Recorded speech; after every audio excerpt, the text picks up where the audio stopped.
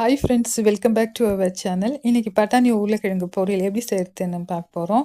உங்களுக்கு தேவையான அளவு உருளைக்கிழங்கு எடுத்து தோல்லாம் நல்லா சீவிட்டு சின்ன சின்ன பீசஸாக கட் பண்ணி வச்சுக்கோங்க. அது கூட ஆனியன், டொமேட்டோ, கார்லிக், ஜிஞ்சர் இதெல்லாம் சின்ன சின்ன பீசஸாக கட் பண்ணி வச்சுக்கோங்க. கார்லிக்கும் ஜிஞ்சரும் ரொம்ப நைஸாக பேஸ்ட் மாதிரி அரைக்காமல் ஒன்றும் பாதியமாக இடித்து வச்சுக்கணும்.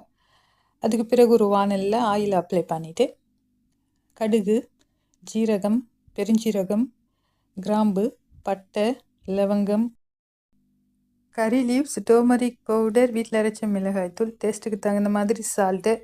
நான் வாட்டர் ஆட் பண்ண மாட்டேன். அப்படி மூடி போட்டு ஒரு 1/2 அன் ஹவருக்கு பாயில் பண்ணிவிட்டு கடைசியில் பச்சை பட்டாணி ஆட் பண்ணி ஃப்ரை பண்ணிவிடுவேன்.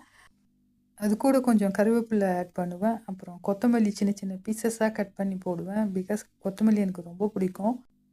எனக்கு இந்த உருளைக்கிழங்கு பச்சை பட்டாணி சப்பாத்தி கூட சாப்பிட்றதுக்கு ரொம்ப பிடிக்கும். இந்த வீடியோ உங்கள் எல்லாருக்குமே பிடிச்சிருக்கும்னு நினைக்கிறேன். Thank you so much.